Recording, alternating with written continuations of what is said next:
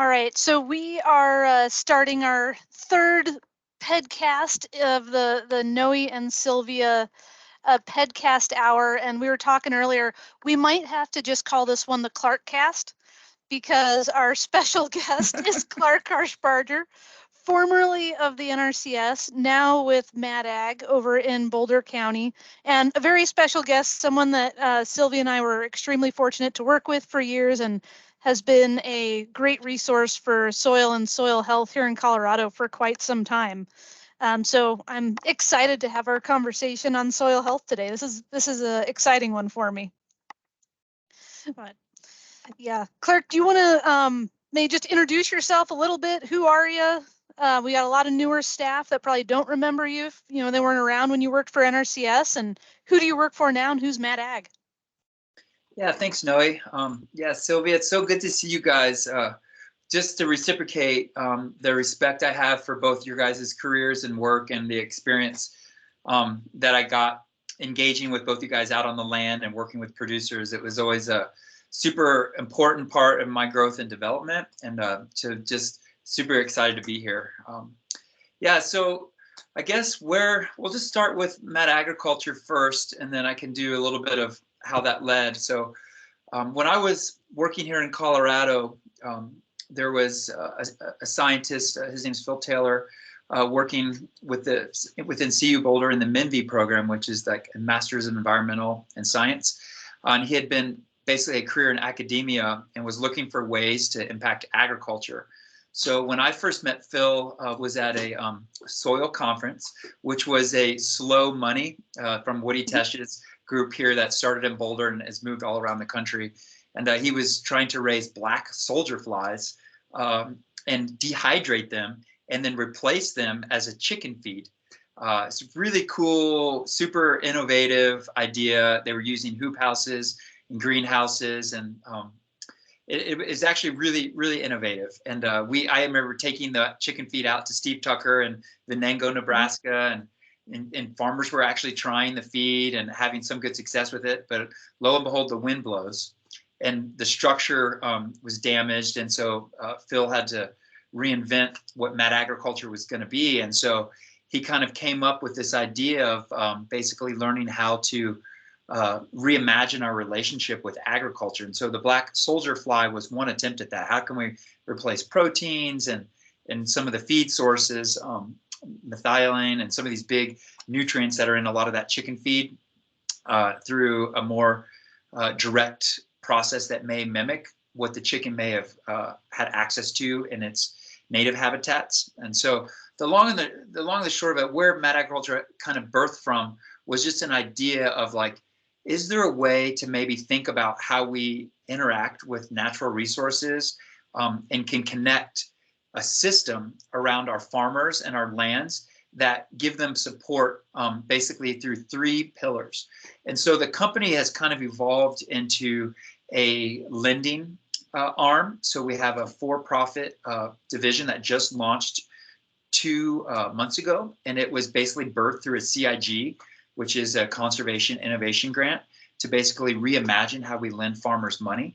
And so that branch is called Mad Capital, and they're also located in Boulder, but they're for profit. And then the other pillars of Mad Agriculture are working under a nonprofit, and that's where I work. And there's the Mad Markets team, who directly find markets for farmers and will introduce those brands that are looking for regenerative or organic crops to the farmers. And so we make basically direct sales and represent them through brokerage. And then we've got all kind of exciting things going on with helping brands understand that the actual crops that they're buying, there's something to the ecology and to the environment in which the crops and the fields that they're being raised in. And then we try to find premiums to reward farmers for doing really great work, mostly conservation-based type stuff.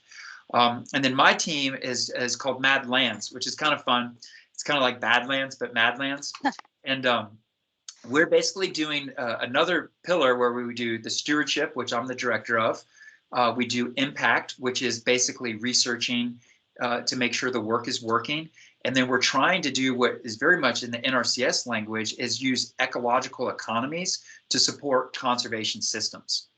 And so we have a person that tries to understand what equip access there are, what ducks and limited money there is, and we try to use this blended economy to come out and just get stuff done. And then the last thing we do, and I'll just show a hat. I don't have it on today, but you can see we have a Mad Revolution team, and they create the story that weaves all of those things together. And super exciting to tell the farmer's story. We're putting farmers in front of cameras and in journal articles that have never had a spotlight on them. So it's like, it feels really empowering to be a guide and really make our farmers that we're working with the heroes. And so the Mad Revolution team does that. And then also they speak the voice for the voiceless, like the sockeye salmon or herring or bison, or these animals that have been impacted by agriculture in our continent. And what are we doing to try to understand that and not dwell on it, but try to improve habitat and basically our natural resources that impact all of the living things. So, yeah. Yeah, so you're never busy, it sounds like. It's neat to see an organization that's addressing all of those different arms that you were talking about at once. You know, from the NRCS side, a lot of times we're looking at everything on that practice level. You know, someone might ask about cover crops or no-till, or maybe they get really crazy and they're like, hey, do you guys know anything about soil health? But, you know, we can't help plug them into new economies, or we don't know about markets and labeling. And so to kind of have a one-stop shop that helps producers get through the economic end and make that operation profitable, to me, that's super exciting. And yeah, and we've grown from Boulder County. We work in 17 states with all of those systems. Not all the systems have all of the pillars involved, but we're working with farmers across about 100,000 acres. Yeah, and yeah, we've been on projects from Louisiana to the upper Midwest in Minnesota. We've got farm partners in Montana and, of course, here in Colorado. And we've had some tough learning lessons through a startup. You know, we've had some failures, and we've had to learn from those and readapt to how we're going to engage. And so hopefully some of that will come through in our conversation today about how we actually approach the term soil health and when it comes in the conversation. Which is a great segue to kind of what I wanted to ask you, Clark, and just also just for the audience and for everyone. I mean, I have to say that before you came on board with NRCS, you know, I was kind of skeptical of this whole soil health thing. I mean, we have that poster in our office that talked about how long it takes to form an inch of soil. And I'm like, we're in the line of work to protect the soil. We're not building soil. Like, that's in the past, that ship has sailed. But, you know, your enthusiasm and your, you know, really just taking the time to teach us the importance and how we can do that. And then Daniel, you know, taking that time as well to go meet with his producers that, you know, believed this conversation and really started to apply it onto their farms. Like, once you see it, you can't go back. But if you were to, like, hypothetically just step onto an elevator, you have 10 floors, you have captive audience. And if you were in that short period of time, like, I guess basically this is your elevator spiel, how would you capture them? How would you sell soil health to really, I mean, for us, it took a while. I was maybe a little bit slower than others, but what is that story? How do we sell it to people? Yeah, and I think it's fair, you know, and the fact that we have to sell something is part of, I think, understanding what a good conservationist really is what you're selling. So I think the way I would answer that is that we're really trying to empower the human to basically see themselves and how they're connected to the world and how their farm business is connected to the world. And so that's where I start. You know, I start with the personal aspect. You know, hey, you know, what is your farm, you know, where's your farm wanting to go? You know, what is working really well in your system? And I really try to focus on the positive. Because I had a friend, a soil colleague in Texas, one of the best soil scientists I've ever worked with. His name is John Sackett. And I remember he told me that it's really hard when you come into a producer's farm and tell them that they have an ugly baby. And so, like, if you start and say, oh, you've got compaction and you've got, you know, degradation and you've got coppice mounds around all your fence posts, you really have to be careful on how we navigate so you can open up the heart space of these humans to actually really talk to something it's a little deeper than just the actual soil. Because like, I think Sylvia, and Noe, as you know, it's really a mind shift that we're after. And so, I wouldn't really mention soil probably till the 9th or 10th floor in this conversation. I would talk more about what's working in your business. What are the things that you're doing that you're finding success with, and really try to open up a positive story into what they're doing on the land. And then as that conversation would mature and as you become a listener in that space, at some point you may hear them say, but there is this other thing that I may need help with. And it may not be the soil. It may be, I'm not getting my corn to grow very well, or I'm having fusarium disease and mycotoxins on my wheat. And there may be some other entry points into the conversation. And I think what we do then is we kind of go through the whole scales of permanence. And that's like a clockwise diagram. And I'm almost on the 7th floor. I realize that. But I do want to share my screen real quick and show this scale, because I think it's really important for us to go through this diagram with producers.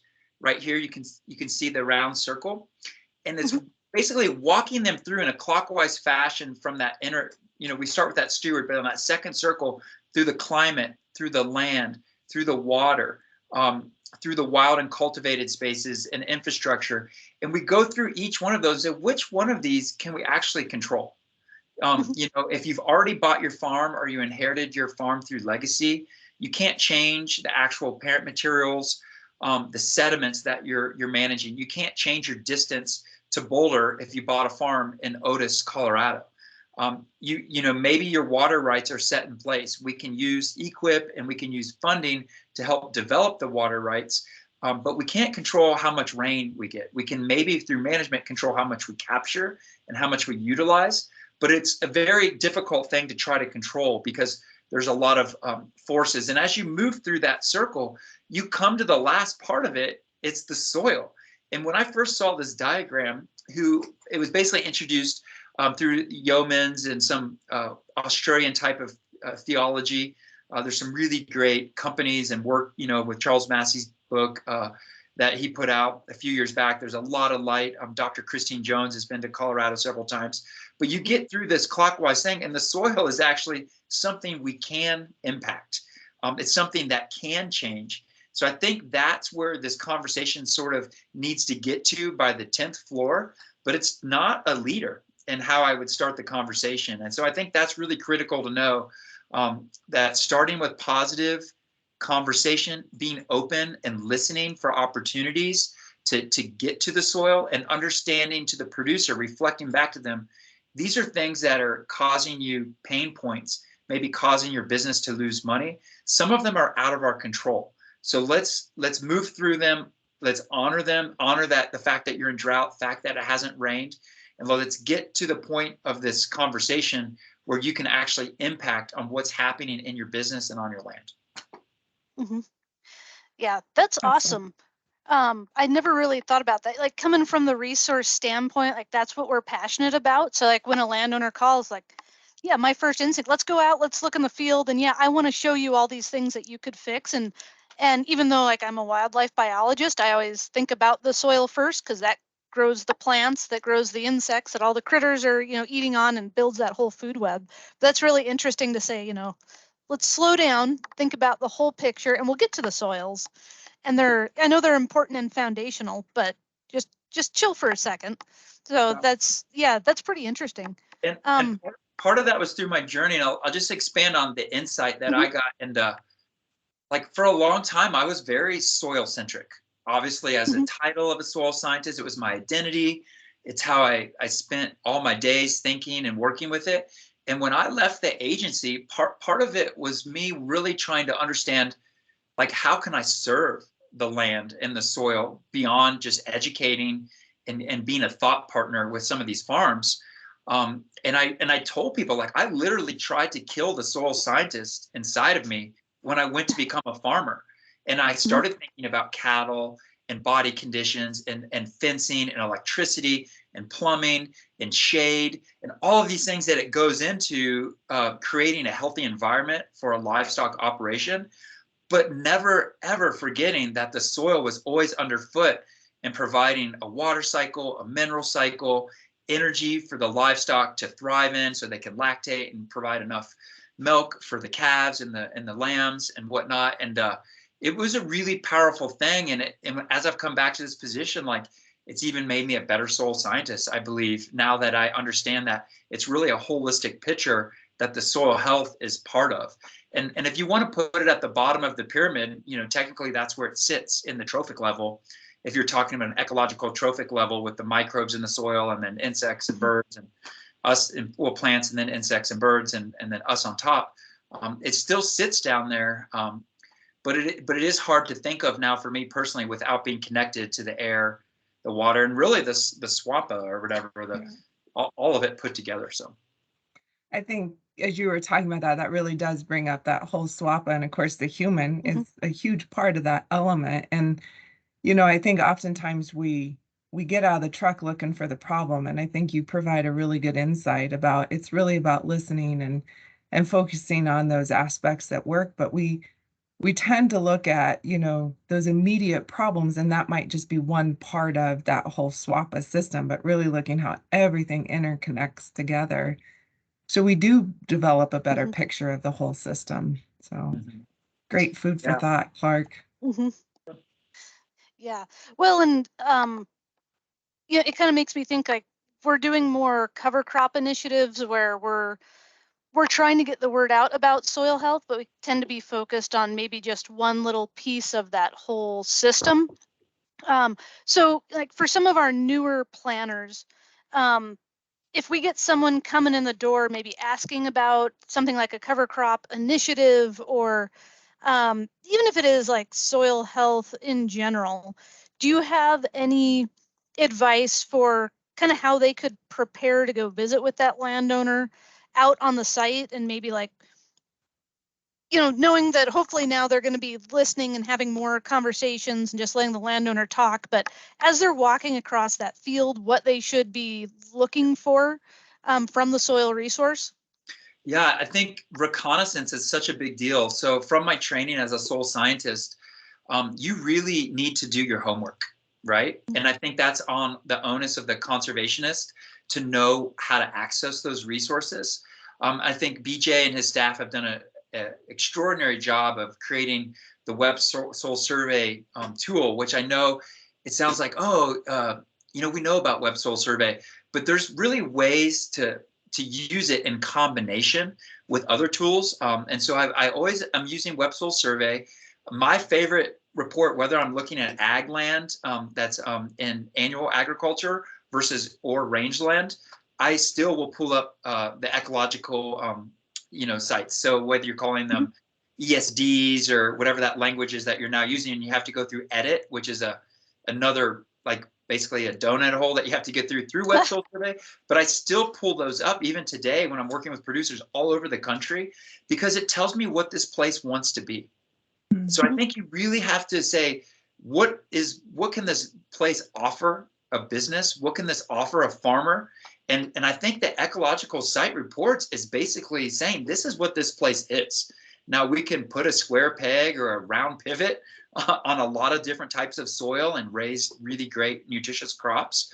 But a lot of it is at the detriment or the heavy use of a resource such as water, fertilizer, other herbicide, pesticide inputs. And so I really try to set the context of place, you know, and I think so Web Soil Survey helps me do that. The other tool I use, and I set these up in Texas, and I know Colorado is famous for their SNOTEL data, but I go to the PRISM website. And so PRISM has this amazing quadrilateral live data of the precipitation and the temperature. And I look at that. And the reason I do that, and you can look at it at 30 months, you can look at the last year, you can look at just the month of September, and I do all of that. I look at the macro picture for the last 30 years. I look at the seasonality of it, and then I go to the month that I'm going to be out on the farm, because that lets me know what is the window of opportunity that I have to actually work with. You know, if we go out to a field and I've worked all across the state of Colorado. We have projects in Mancos. I've looked a little bit in the Roaring Valley, but most of my experience is on the Great Plains, the Central Plains, and in the foothills. But point being, if you go out to let's just say, like if we go out to Washington County in November, the window of opportunity to do really anything out there is pretty limited. I mean, you can certainly spread some compost, but drilling wheat or a cover crop in November isn't a smart recommendation. If you go out there in September, I think you can look at that climate data and you'll see there's a potential for rain. Can we guarantee it's going to rain? No, but at least you have some data to help support some of your knowledge and build up your tacit knowledge to go out to the field with. So those are two that I always use, the ESD and the Prism site. And then I use Google Earth a lot too. You guys probably have ArcGIS opportunities and you can use imagery, but I really like Google Earth because it's quick, it runs pretty well, and I can look at what things are growing. If there's old playas out on a farm, or if there's a lot of wheat in the area, and then this isn't CRP and rangeland. And so I try to kind of piece together what are the actual lands in and around the farm being used for? Are they being in continuous vegetation? And try to make sure that the things that this farmer is doing has some context to fit into the greater puzzle in that watershed or within the resource management area. So I kind of have a little bit of feel for it. And so those are the things I'm thinking about. So I'm prepared to go to the field, and I'll even look at a NASS report, and say what crops have been grown here, because what we're really trying to do is it possible to grow a lentil? Is it possible to grow a chickpea? Find something different that has a different market end user that could maybe help the farmer through a premium in a gap if we are trying to put together a new crop to help pay for some of the cover crops or some of these practices that do take money away from production, like a wheat fallow, for instance. Like if you're leaving it fallow, you're not spending money on that fallow. And if you spend the $30 an acre on cover crop, how are you making that back up over a 3 or 4 year economic plan? So it's just making sure that you have the reconnaissance done. So when you go to the field, your recommendations, you're really thinking through some of the limitations and some of the inherent barriers that these farmers are living and breathing that you're going to be stepping into for that day. Really helps build compassion for what they're up against.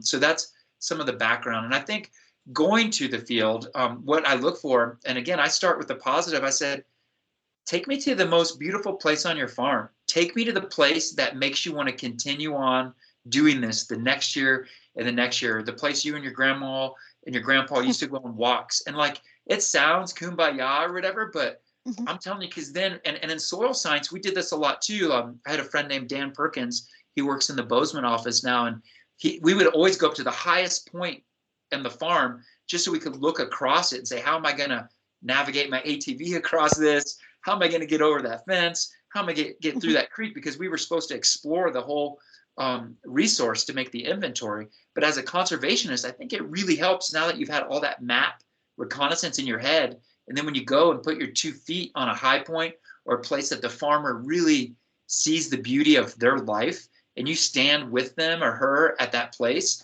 it's pretty powerful. And so I always recommend doing that. And that's kind of my first, again, opening up their heart space and opening up on the positive versus like, oh, let's go look at the golly, Right. And so I think helping farmers basically navigate into a more vulnerable place is part of a strategy I like to use. That's awesome. I've worked for the agency almost 20 years now. I'm like taking notes over here.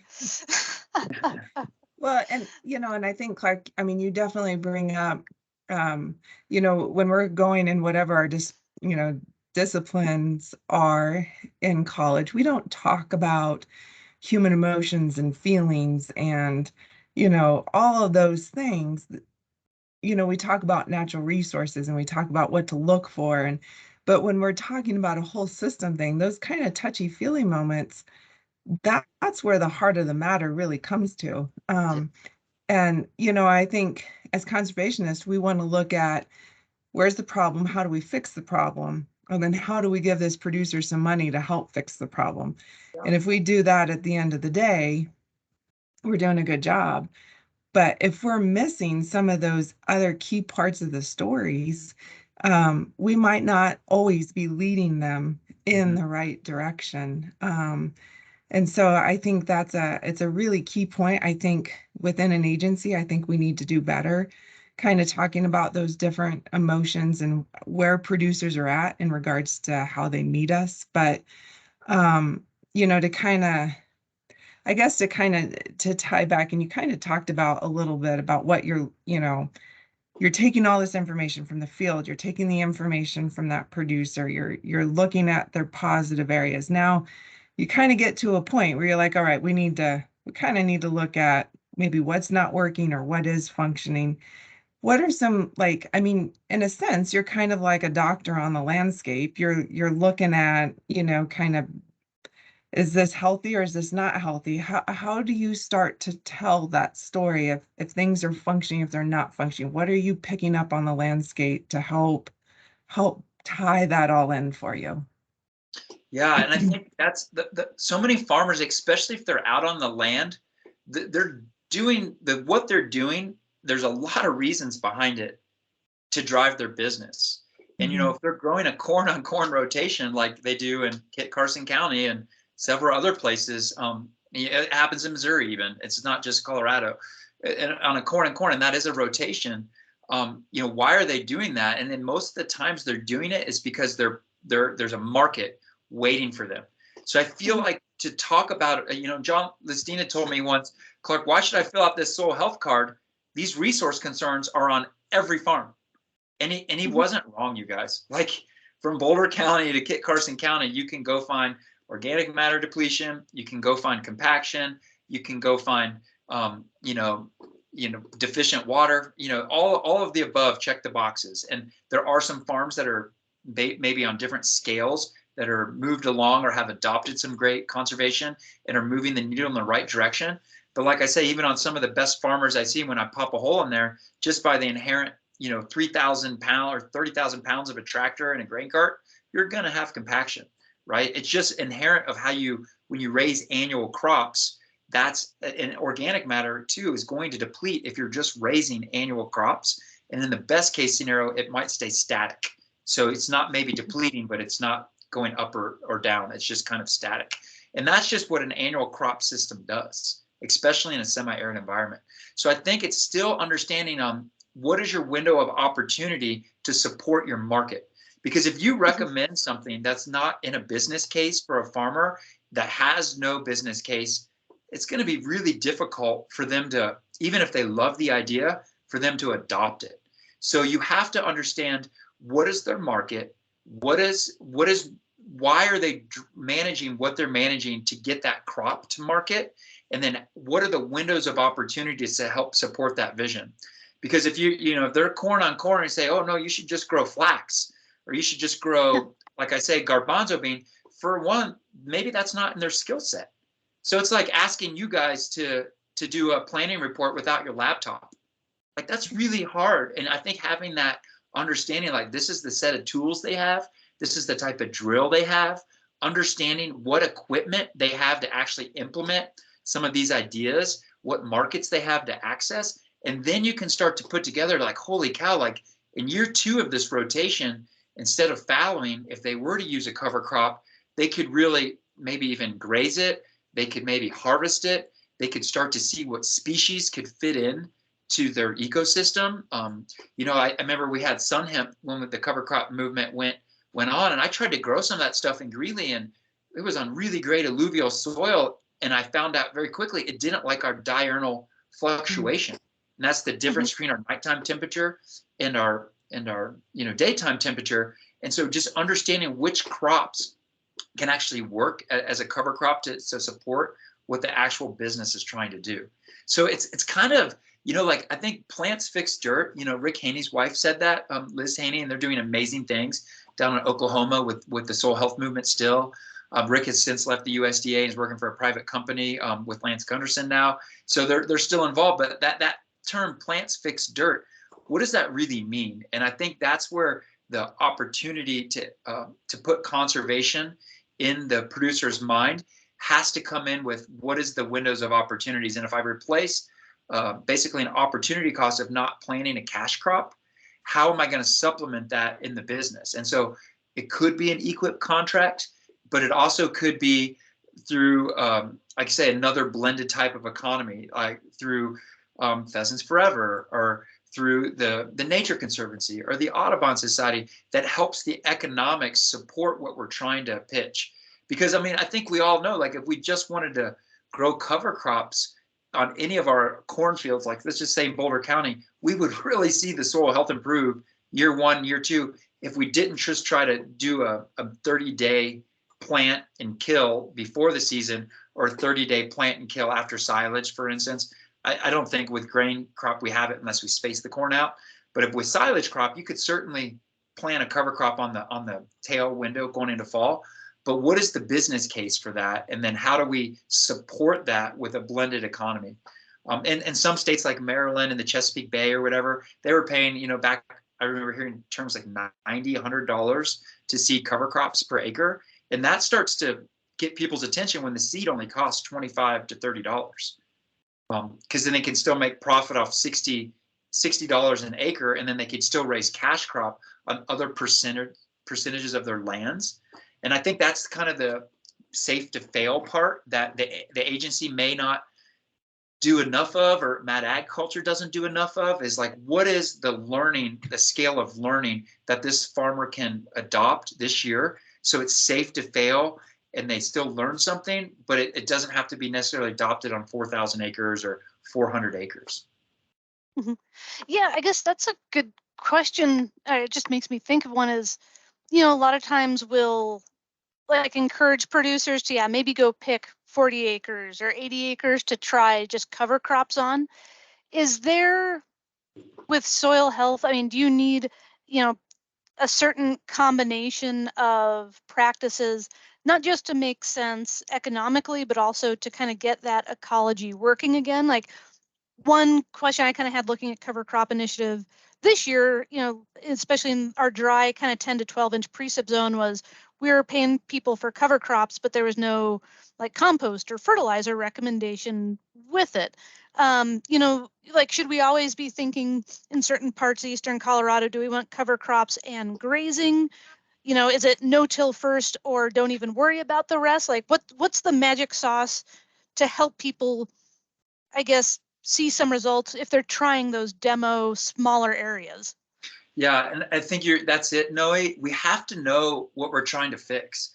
So I think, and that's where the soil health card, in combination with some quantitative measurements. So qualitative and quantitative. Like if you do have compaction, at what depth? If you do have basically low fertility, what is the actual measurement that you're using to find that? So having a combination of a small soil pit and scoring that, and to try to understand what are the plants that could help address some of these resource concerns, and putting that with rooting depths, rooting structures, rooting diversities, and then actually doing some mineral agronomics. Like that's a real thing. The Albrecht method, Gary Zimmer up in Wisconsin, like knowing what minerals are deficient or in what balance. A lot of times it's not that they're deficient, but there's too much of one type of mineral that's blocking basically the plant's ability to absorb the nutrients. So I feel like using a combination of the lab test with the observation is going to give you the best knowledge base. And then it makes sense to know how much compost. If you've already got 100 pounds of nitrogen out there, how much compost should you use is a tricky question, because you're not really going for the nitrogen component if you've already got 100 pounds out there. So then you have to be very careful about animal loaded compost with phosphorus levels as well. So I think having a combination of both the laboratory thing and, some of our best cover croppers, John Harriman, he's still probably famous for growing the most productive cover crop in the Sedgwick County, Phillips County area. It's like 5,000 pounds of biomass. Yeah. And it's like, you've got to treat your cover crop like the cash crop. So if you were going to plant corn or wheat or pinto beans or whatever else you're going to plant on the plains, you're going to look at your fertility 1 and 2 and 3, at least 1 out of 3 years. And so I think it's super essential to know what is deficient, what is in excess, and then you need to amend that through whether it be rock dust or whether it be through foliar sprays or whether it be through compost, or through the plant species that can, like buckwheat or whatever, that can do some phytoremediation and pull up minerals and scavenge it like the radishes and the brassicas could do. And so you have an idea of how to select the plants to meet what you're doing. Throwing darts, I think we need to be a little bit more conscious about our recommendation. And so cover cropping needs to be thought through in that way. Like, you know, what is my goal? You know, the Green Cover Crop website does that really well. What is my goal of this cover crop? How am I going to use it for my rainfall? And is it going to be able to grow here through that diurnal temperature type stuff I described? And what are the needs of my next cash crop that I'm going into that these cover crops can help support? And I think you need lab tests to do that. And I think you need to look a little bit, 12 inches at least, with your sharpshooter. And then by doing those two combinations, you're going to make a pretty good recommendation. Like you said, if you're going to the doctor, they're going to measure your blood pressure, they're going to measure your heart rate, they're going to take your temperature. So if you just do a soil health card and then throw the dart, I don't think you're doing yourself service. I think we know more with technology now, with the access to soil health. Soil health tests can be $60, and whether you're measuring Haney for organic nitrogen or you're just doing a mineral profile to see what your calcium to magnesium ratio is, I think you really need to ask as many questions as we can to give the best professional recommendation. Mm-hmm. Great point. And you, Clark, I know when we had like our pre-meeting for this, you kind of talked about different producers and where they're at. And I thought I wrote it down, but I was hoping we could kind of touch on that a little bit, mostly for my own sake. But you know, I know when I first started, I had an old range con told me like there's 3 different ranchers that you're going to work with. And one of them is going to be receptive to different changes. And that's the one that, you know, kind of understands how their decisions affect their, you know, their bottom line. They understand what the cows are eating. They understand how much the cows have. If they just are like, I'm growing some grass, I get X dollars amount off of this landscape, I can take as, you know, so there's like a different place for each one.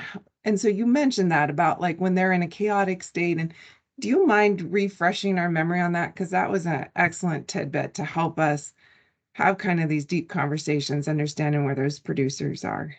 Yeah, we've worked with a woman named Carol Sanford, and she has all kinds of different frameworks that she uses to help basically engage with companies or with your clients. And so certainly a farmer is your client, you know, when you're a conservationist, and the medium that you're trying to work with at the client is the natural resources. And so I think understanding, you know, the time of year, some of the inherent pressures that we're on, like farm deadlines through the Farm Bill or the NRCS fiscal year, for example, happens right in the middle of soybean harvest in the Midwest. And like, so people are under different sets of pressures and different forces that are coming at them. And I think just being very conscious that a lot of farmers during harvest or planting or when it's time to work cattle are in a vital energy. And sometimes they'll schedule a meeting because it's your 3rd time you've called them. And you know, you really need to get stuff done to meet your goals and your objectives so you can have, you know, meet your performance standards. And understanding that sometimes when you're out there, it's very important to pick up on how much time they have, if they're on the road and driving when you're talking to them versus do you have direct eye contact with them? And so just reading where they're at and what we call like our vital energy versus like automatic energy might be just like you're meeting a farmer in the middle of summer, the crops are planted, they may be doing some, you know, looking at some insect damage or looking at some fertility issues with some field walks. But for the most time, the system is kind of humming and they're in kind of a more automatic energy. And when you can really break through that to actually bring in new ideas. And I think Daniel did a great job of this when we first started doing some of the roundtables, is like maybe having the cinnamon roll and the cup of coffee, or God forbid, a beer after work at a diner or something like that. But you can start to bring it into that next energy level, what we call like a conscious energy level. And that really starts to open up their mind to be maybe more receptive and to be able to like understand how things in their management could start to adjust. And I don't mean to steer away from soil health. Like I think the Soil Health 101, I just looked at Ray Archuleta's and Joel Moffat's Soil Health 101 that I got in 14 when I came to Colorado. And that is still a really good slide deck. Like aggregates, porosity, diversity of plants, diversity of roots, all of that stuff is still true. But for it to happen, we have to have these conversations to get into basically the adoption of these things. And I think that's why I'm still really trying to push this. And I appreciate your question, is that for someone to adopt something, they can't have a broken traxel. They can't have a frost coming. They can't have rain on their hay. That is not the time to have these conversations. And sometimes that doesn't always meet with the objectives of the agency or a nonprofit organization or a grant proposal, which I'm in the middle of writing right now. And I have to like wrangle in farmers to be part of that. This might not be the best time to do that with them. And so I think just being mindful of that and having a little bit of compassion of it. And that last energy state is the regenerative state. And I think that's where you're actually learning from the farmer. That's when you're out there and being like, oh my gosh, I'm going to tell every farmer I know that this works in Strasburg, Colorado, or this works in Douglas County on the rangelands to actually have a mobile grazing unit or to have water distributed 13 places on 400 acres. Like, that sounds crazy, but that's actually how you allow for proper recovery times for plants in between grazing. Not to be misused with rest periods, which I know gets into the adaptive grazing management, but we really want plants to recover most of the time in a business system, and they go into rest systems and more of a preservation system, like you see in the national forest and the national park. So, so a little bit, I'm all over the place a little bit there, Sylvia, but I'm really trying to say that just being conscious that the time of year, what the farmer is doing, if they're driving, if they're on Zoom versus if you can actually sit down and have a cup of coffee and have the cinnamon roll. I think there's 2 levels of engagement, maybe even a 3rd level that you'll be able to make progress to, and just being mindful of it and be like, this isn't the best day to do this, and just reschedule, and it's going to save both your time. And I think the farmer, you'll gain a little bit of respect by just being able to observe that. No, I think it's a great point, because sometimes we do get them in the door because we've got this sign up deadline and they might be in that first state, that vital energy state, and we're trying to push something through. And it's, I think being cognizant of those different energy states helps us be better planners too. And maybe say, hey, let's, see what best fits. So, but I think Noe's wanting to go into a different direction here, Clark. So yeah, well, I just wanted to, because my mind is a little blown right now, because we kind of talked about it's like, yeah, we have to have Clark on to talk about soil health, but kind of what I'm learning from this conversation is, I guess what you started off with, Clark, like, we're going to get to the soil, but as the conservationists out with these farmers, first we have to learn how to work with people and how to approach them as human beings and with humility and with respect. And then, kind of secondly, we as conservationists, like, I'm thinking, I'm that person, like, a couple of times a week, I'm checking commodity markets, but in our, county or a couple of counties that we cover, maybe be more tuned into what are kind of the local alternative economies that a landowner might be able to tap into. Where is the closest, chickpea elevator? What are some alternative markets that maybe someone could access in the Front Range?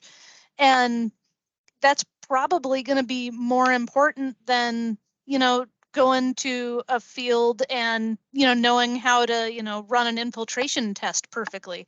Like, let's learn how to communicate what the opportunities are, and then look at the soil once that relationship is built and think about, what needs to be addressed and help that landowner understand what opportunities are on the horizon. Is that kind of a fair summary?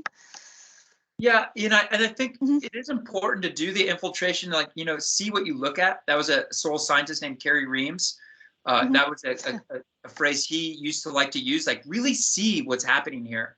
And whether you're going out after a snow melt or during an irrigation, the Boulder Valley Conservation District just did the rainfall simulator. And they're like, oh, this thing isn't working. We don't have it flat and this, that, and the other.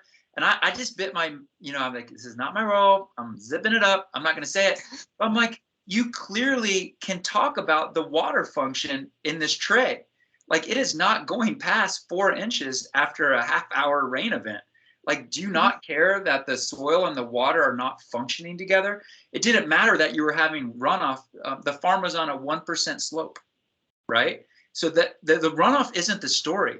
It's how deep is the water infiltrating in the function. So getting back to your point, I think there's still room to do the education piece. And Gabe Brown, I think Sylvia just shared that. Like, we are really great educators.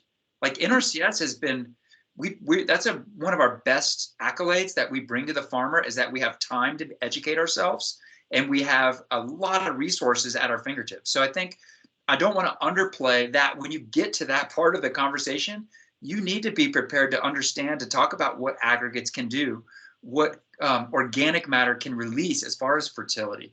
And I think that's still well within the toolbox of all of our conservation planners to talk about soil health. I just personally feel like you already have those resources.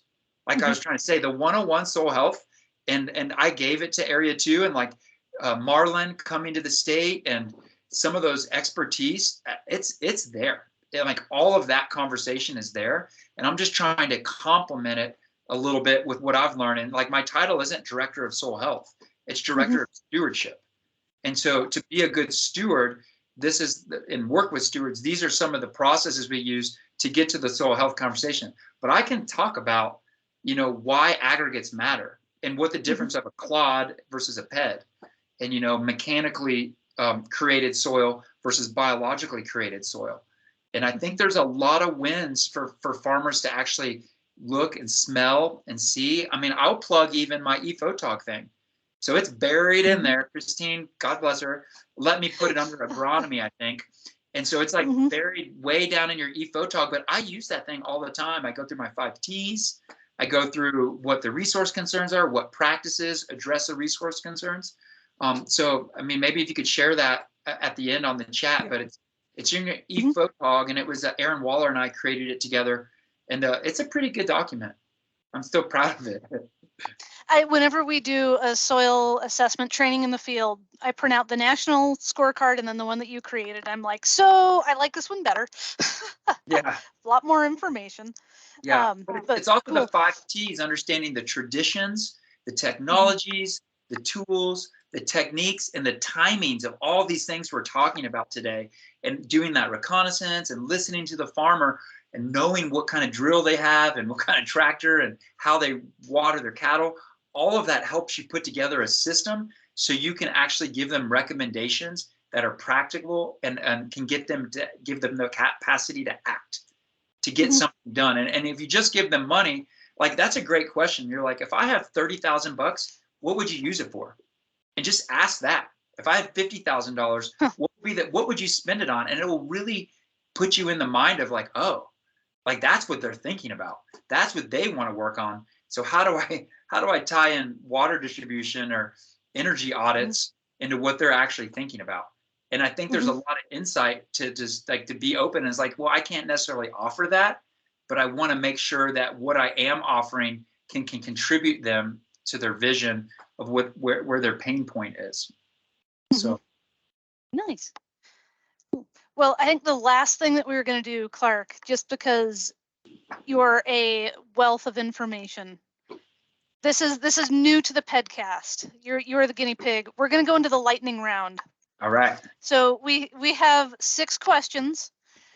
You've got 60 seconds to answer each question.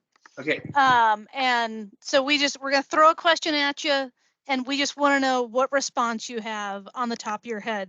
So do you want to kick it off with the first one, Sylvia? We do. Are you setting a timer, Noe? I'm setting a timer on my phone right now. I mean, I want to make sure we're legit on this, that this isn't just a, fake 60 seconds. It's real 60 seconds. Yeah, okay. I am ready. Okay, your first question, Clark. What is organic matter depletion? Start. Organic matter depletion is when you have a fraction of organic matter. You have labile, you have passive, and you have like recalcitrant or long-term organic matter. And basically when we measure it, the depletion is when it's being lost versus accumulated. So you have to look at all 3 of those fractions. Some of them are naturally depleting and degrading all the time because they're being cycled and put into different forms, whether it's in roots or in microbes or in into the actual soil fraction, but it's when that system is in deficit and you're actually losing versus either maintaining or building. And in some environments, it's very difficult to build organic matter. Yeah. Excellent. Boom. 44 Nice. seconds. And we should know he has not seen these questions before the show. This is the first time. This is Clark off the cuff here. Yeah. All right, Clark, your second question. What is soil organism habitat loss? That is when there is, again, deficiency of a habitat would be the air, the water, and the food. Nicole Masters talks brilliantly about this and about like, okay, what can you go the longest without? And she starts with air. So these organisms need spaces, they need a food diet, and then they need a steady flow of respiration. And even if they're anaerobic, they still need minerals. So it's basically a loss of their basic needs. And you do that by, making an inert environment like that's sterile. And so most microorganisms do need a plant source to feed it because they can't absorb energy from the sun. So they need the plants to take the sun's energy and feed it into the soil. So it's basically a disconnection of the relationship between plants and the microbes. 52 seconds. Nice. I love it. All right, your next question is, what is aggregate stability?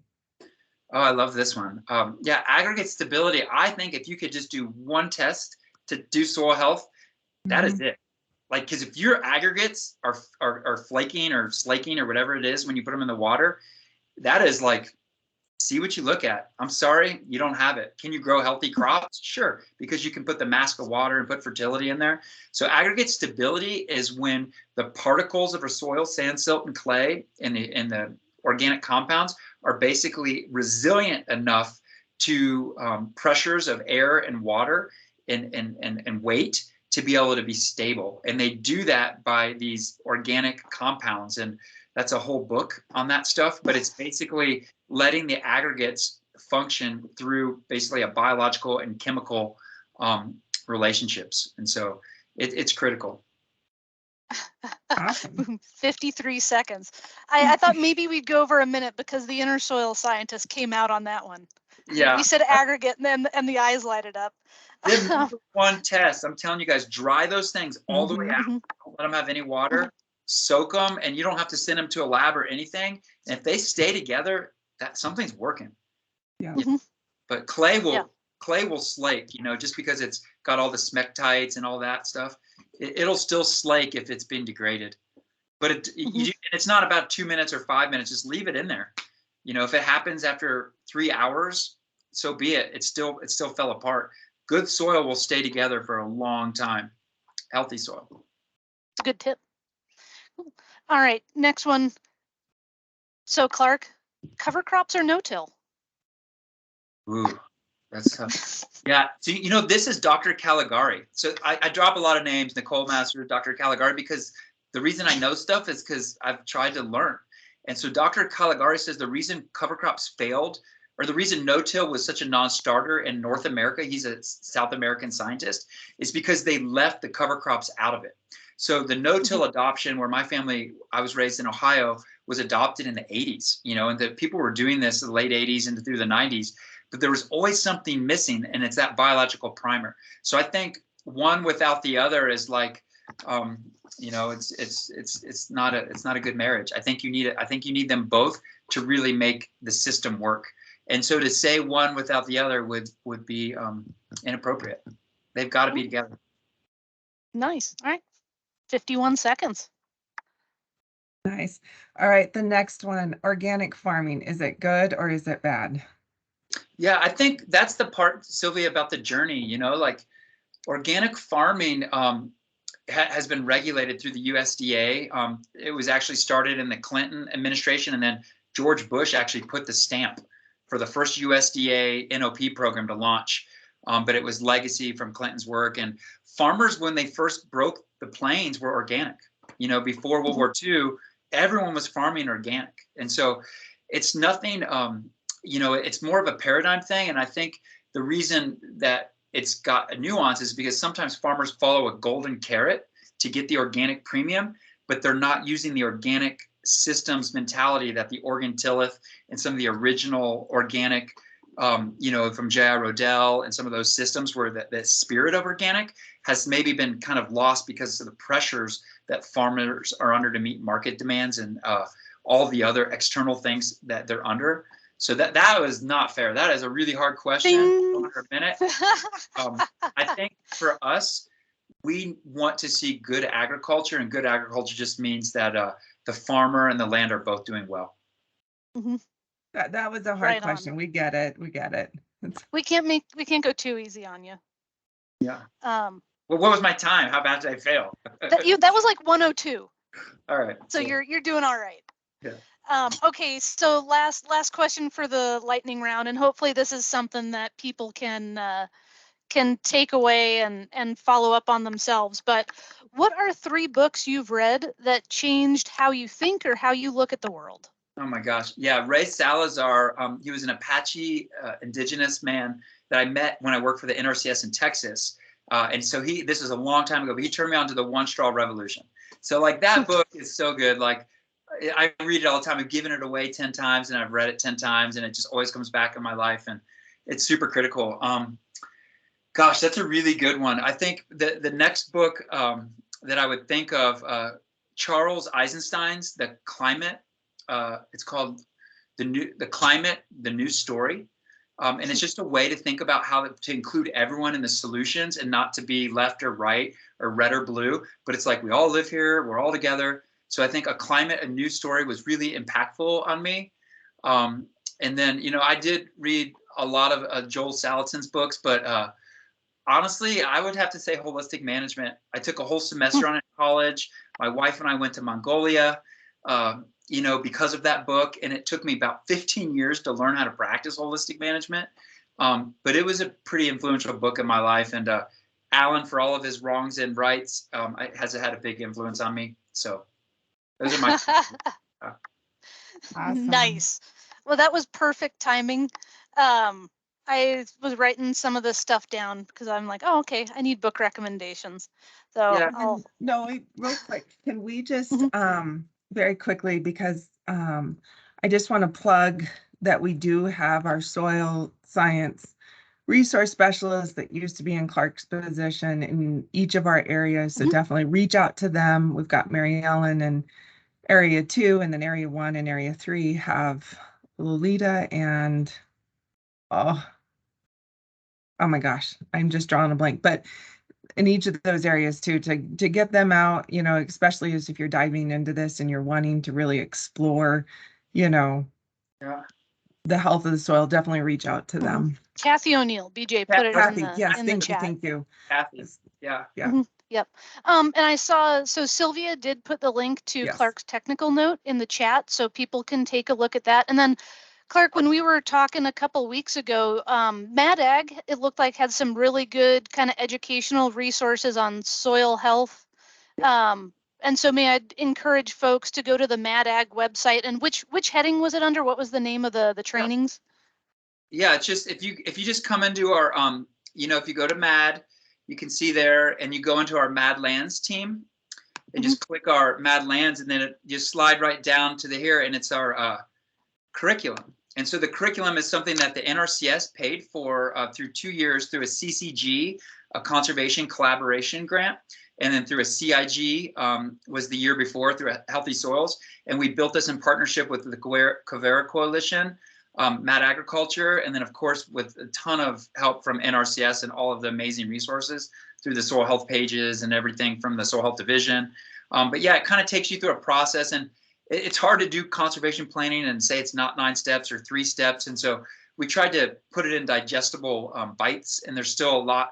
We're going to try to improve this, but yeah, it's open for anyone to try to learn from and access. And we totally encourage its usage, and we would like feedback, if it could be tightened up or be more technical or more place-based or however it's being used. If we can improve upon it, we'd love to hear from everyone. So. Yep. Yeah, it's I looked through the curriculum a little bit ago, and I thought it was really impressive, and definitely a good one for I think our planners to check out. So go to the Mad Agriculture website, and then Mad Lands, and then down to the regenerative stewardship curriculum. It's worth a look. Yeah. So Yeah. yeah. Well, with that, I think we're right at our time. And I don't know, any last parting thoughts, Clark, while you've got a captive agency audience? Oh my gosh. No, I've just, some of the best years of my life on earth were working with the NRCS. And I remember the day I was at Point Reyes after transecting the whole California Valley, and Andy Steiner was with me. And I was like, I cannot believe that I'm getting paid to stand here and look at the Pacific Ocean. And I was surrounded by some of our best soil scientists for 3 weeks. And so I would just say, take advantage of your trainings. Don't be scared to move around, learn new stuff. Don't be scared to call anyone within the agency, because I always found my mentors peppered within the NRI or within the ecological science teams. Chris Taliga, like I remember working with that woman. I'm like, she's one of the, still to this day, one of the most important people that influenced the way I thought about plants and systems and whatever. And so there's just so many amazing resources. And I would just encourage you guys to use them within the agency. And then also look to your NGO partners, like the Quivira Coalition in New Mexico. They're now moving into Colorado and running the cool listserv. I would encourage you guys to get on that. Get to the field as often as possible. And don't be scared to bring your shovel and, see what you look at, and have a lot of compassion to share what you're learning with the farmers. We have equally as much to learn from the land and from our farmers as we do in that education piece. And so every time that you go out there, you're going to learn something. And I think that's what keeps me going, is this the fire to try to keep learning so we can all be better at who we are and how we're impacting the world. That's a really Right on. awesome message, Clark. You're always a source of inspiration. Noe, do we want to take any questions since we've got a little time, or? Yeah, we can do that. So yeah, if people have questions, why don't you put them in the chat and we'll ask them for you. I saw Will just had a clarifying question. He was looking up one of your books, Clark. He just wanted to clarify the author. So the One Straw Revolution, the one that he found was by, I can't even say. Yeah. That's the one. Story without lifting up Ray. I just love that guy so much. He's a farmer buddy of mine. And but Masanobu Fukuoka was a Japanese man, and he used to look at nectarines and tangerines to look for diseases as a microbiologist. And then he had a near-death experience and went home to his family farm and then farmed into his 80s. And he was accepted into indigenous tribes in Northern California when he came to the States, and he was given the conservationists of the globe by the country of India for broadcasting seeds out of helicopters that were wrapped in clay. So they naturally germinate with microbes and cation exchange all packed around the seeds. So he came up with the seed balls, if you've ever heard of those. Yep. He's a pretty amazing human. So that's that one. Okay, good deal. And we any questions from the audience? Yeah, like Archuleta used to bring a list of like books to read at the soil health conferences, and those books are still good. The ones on that list, I don't know where you'd ever find that, but I know the Holyoke crew used to always slide them into the pamphlet at Farming Evolution. Yep. All right, so we had a question from Maria at the Longmont office. Have you done more intensive economics with the value of soil health for farmers with Mad Ag versus what they are currently doing? Yeah, so our Western SARE that we're proposing is specifically looking at the economics of moving from annual agriculture to short-lived perennial agriculture. And when you put the crop through the animal gut and go direct to market with beef or lamb production versus trying to just produce an annual crop with the risk of, drought or poor water access or grain heads not filling out and just having a low yield. So we're trying to look at the opportunity cost. And economics are really tough. I'm not an economic person. Like, I learned a lot about it at my grass-fed business in Ohio. And unfortunately with farming, and I think this is true as capitalism, in this opinion, but a lot of times it forces farmers to have to choose between doing what's right for the land and what's doing right for their business. And so I feel like that's where like the Restore Colorado program, which I was a part of and was just actually Mad Ag was talked about by the governor at the Healthy Soils Challenge at the museum last Tuesday night. Was super proud of that moment with Zero Blueprint. But the fact that we do need to help our farmers get down this road of improving our natural resources with blended economies. And the Farm Bill already does that. So it's nothing new, subsidizing farms. RMA has tried to do it, but I think we really need to be creative in the economy space. So it's not put on the back of shopping moms and dads at the grocery store, and it's not put on the back of the farmer, but it's redistributed through different, like I say, creative types of economy. Like Restore Colorado, I will just plug it, is that we were taking restaurants who volunteered to give 1% of their the proceeds from any given sale into a pot of basically a pot of money that then farmers were allowed to apply for through really creative carbon beneficial practices. And that's just, using compost or perennials or hedgerow plantings, all things well within the NRCS language. And we actually were using practice standards for a lot of basically how we would TA it. And so Mad Agriculture was able to connect seed dealers and compost dealers with some of the farmers in Boulder County, Adams County, and Larimer County. And we distributed over $160,000 through the restaurant economy back to farmlands in 2 years. And so that project is now launching statewide, and every district in the state can participate in it. Cindy Lair is the point through CDA, I believe. And so super excited to have been part of helping that launch. So again, I think it's just looking at, if I don't grow wheat and I plant cover crops, am I going to lose money? We know the answer to that, right? Mm-hmm. What is the ecological benefit of that? And are there other blended economies that we can help move farmers through those transitions? And so maybe we grow cover crops, like say if it's a circle, and you have 160 acres and you cut 40 acres every year in a cover crop like they do in the San Luis Valley or whatnot. And as you go through that rotation, is that circle over the 4 years profitable? And I think if we look at it like that versus like if I plant cover crop instead of wheat, I'm going to lose money this year. So how do we look at a stretched out blended economy over a rotation of a system to justify the give year versus take year?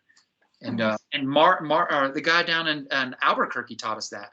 What was his name, Sylvia? Do you remember? He came to Boulder. Yeah. Minor Morgan. Yes. Yeah. Yeah. Definitely. You take 1 year, you give 3 years, and then you move your take into your give year, and then it was just a simple rotation. And I think we can do that. And again, that's what the definition of soil health that Ray taught me, and from his Apache cultures was just giving back more than we take. And I'm not saying that's my definition, but that's what he shared with me. And so how do you do that within economy, within ecology, and within our society is our work to figure out. For sure.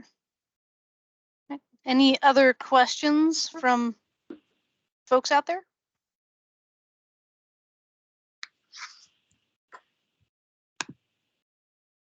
All right, I've got one just because I'm kind of interested in it and would be interested in getting your take. So on nutrient management, I know from you, Clark, like pH can vary wildly across a field, and let's just kind of do another research. Plants are going to take up different nutrients at different times in their growth cycle, but a lot of what we do through our nutrient management is just telling landowners, go to CSU, get a soil test, and then whatever they say, put down that NPK.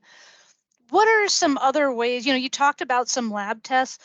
What are some more like progressive or more accurate ways to test soil and plant need? Like I'm trying to learn more personally about like plant sap analysis. I'm kind of curious about that. But if we want to kind of get past 1970s soil testing and actually think about how do we provide fertility that's going to be beneficial to the plant and the soil, what are some other things we should be looking at?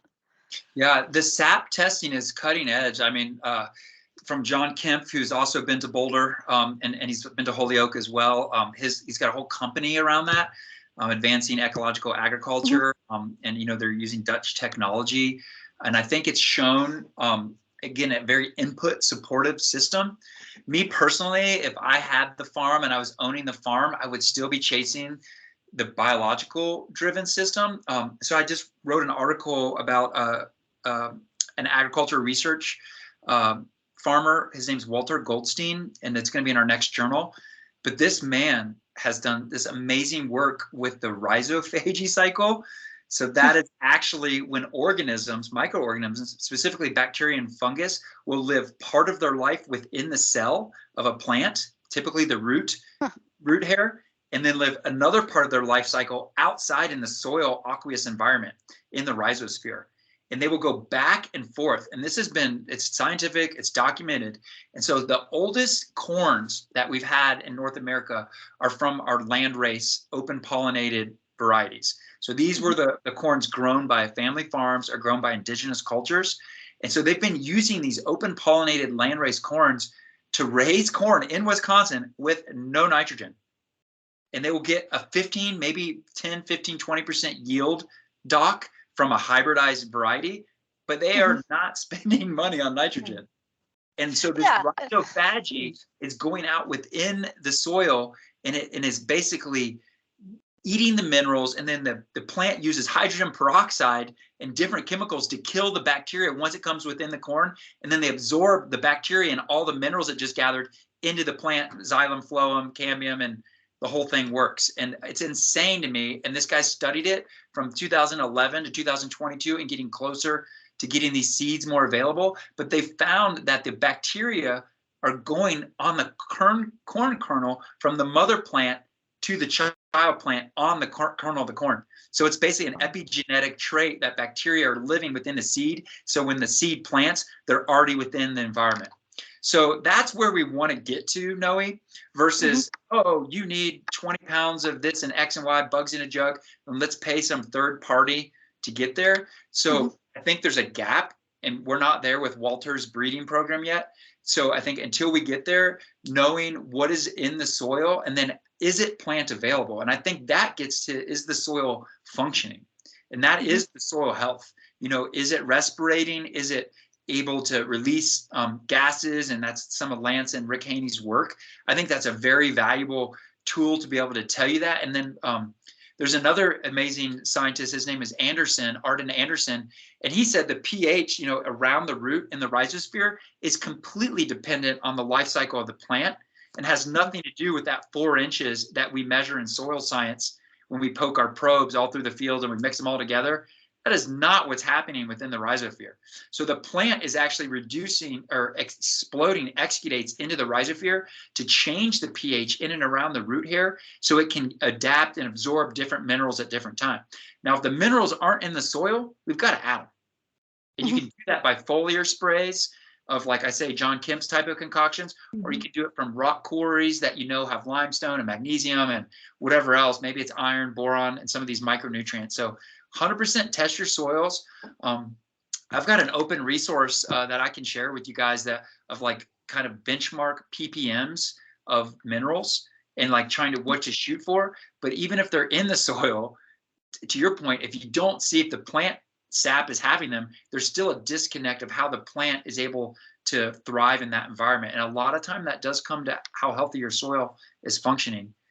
So it's a little bit of minutia in there, and I think you do need experts. I don't expect every conservationist to understand all of this. And I think it's important to reach out to experts at certain points in the journey so you can have really good recommendations and not get out over your skis, so to speak. And there are technical experts in these fields, and it's okay to hire them to learn on 1 or 2 projects and then take it from there. Right on. All right, so we had we'll do this as our last question and then let you go for the day. Vanessa there in Longmont asked, what is and where is the best soil you've ever seen? Oh my gosh, that is a great question. I think that's hard because personally my backyard is doing and I'm really proud of it, but it made me no money and I had no business. And so it's like, what's the context of that question? In our farm in Ohio, when we were raising cattle and had movement plans and they were all charted out what we planned to do, and then we charted out what we did, we had some really, really great soil.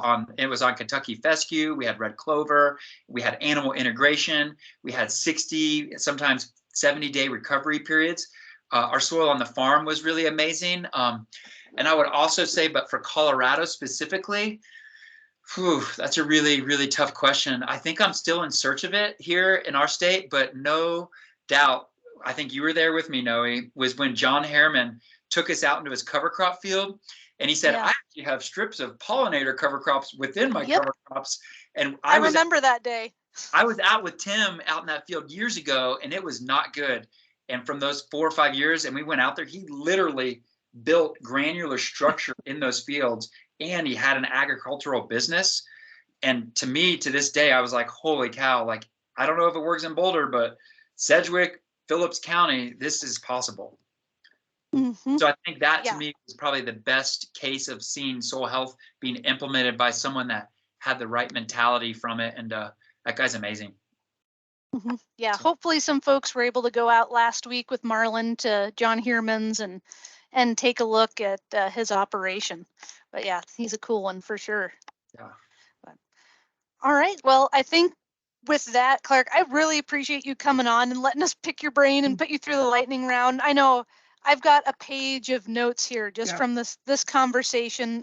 It's always inspirational to get to talk to you, and it reminds me why we're here doing what we do. So thanks again for taking the time.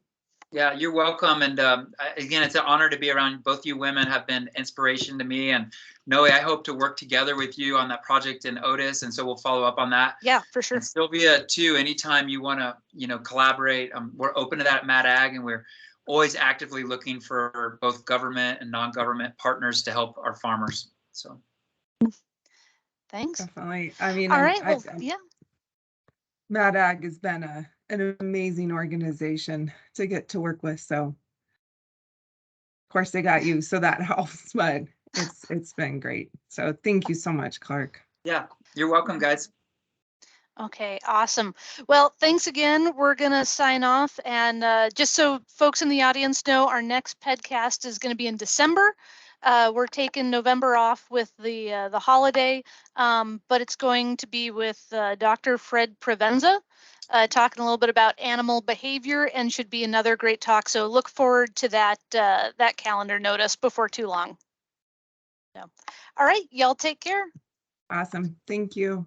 Yep. Bye, guys. Bye-bye.